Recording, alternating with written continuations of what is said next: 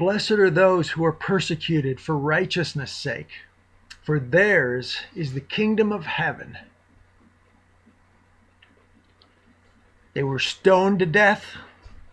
They were thrown to the lions. They were run through with swords. They were burned at the stake. Christians have always been persecuted, but they were blessed by it. But what does that look like? What does that look like in the real world? Let's take a look. Let's take a look. Now, William Pattenson in 1591, William Pattenson was a priest in London.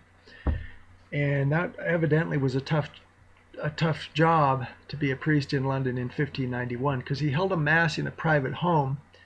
And because of that, he was seized by the authorities and thrown in jail. Now, it didn't work out exactly the way the authorities were hoping it would, because in jail, Pattenson converted 9 prisoners to become Catholics.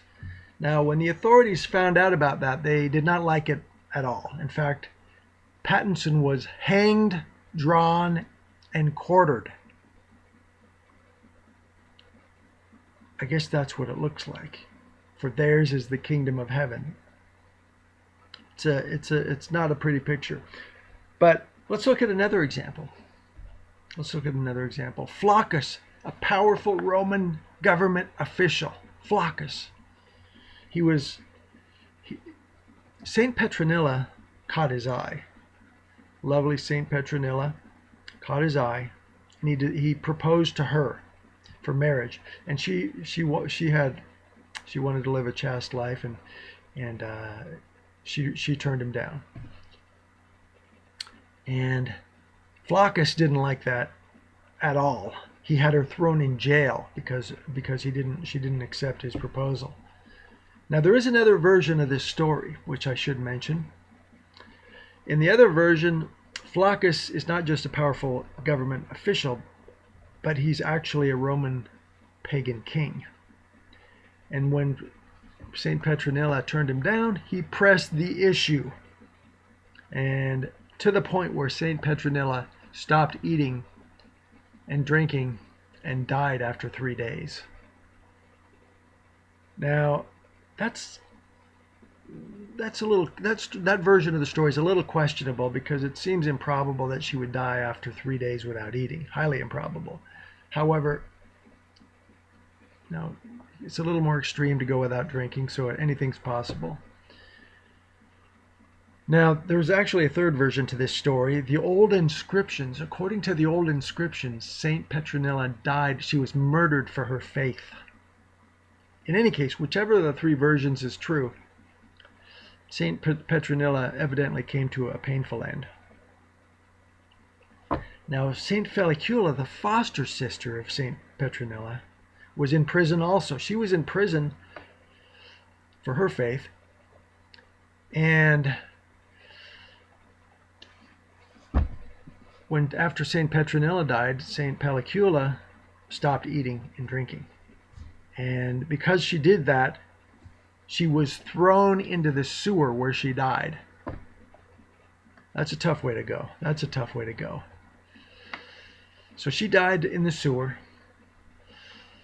And Saint Nicomedes, a priest in Rome at the time, was good enough to get her body out of the sewer and give her a decent burial. So how did it work out for Saint Nicomedes? Well,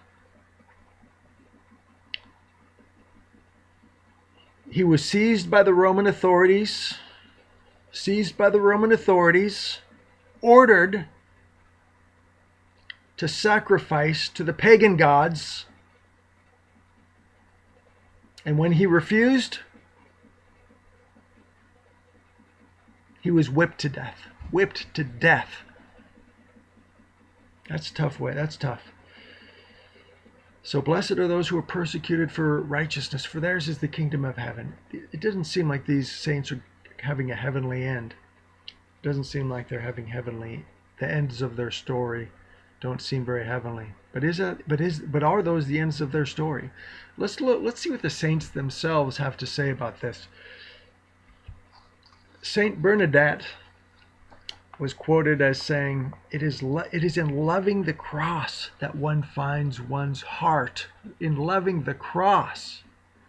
That's quite a statement, that one finds one's heart. For divine love cannot live without suffering. That's one to ponder.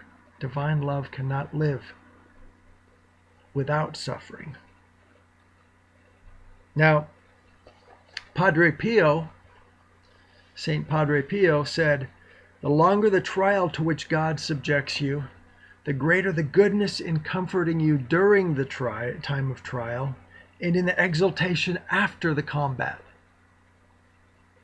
Now, this is an amazing quote because it seems to suggest that the longer we suffer, the longer our trials and tribulations, the greater the blessing, that we're almost blessed. This turns everything upside down. We think we're suffering unjustly, and yet St. Padre Pio says the longer we suffer, the more blessed we are. That's fascinating. Now, St. Colette said, if there be a true way that leads to the everlasting kingdom, I think that's where we all want to go, the everlasting kingdom. If there be a true way that leads to the everlasting kingdom, according to St. Colette, it most certainly is that of suffering patiently endured. Blessed are those who are persecuted for righteousness' sake, for theirs is the kingdom of heaven.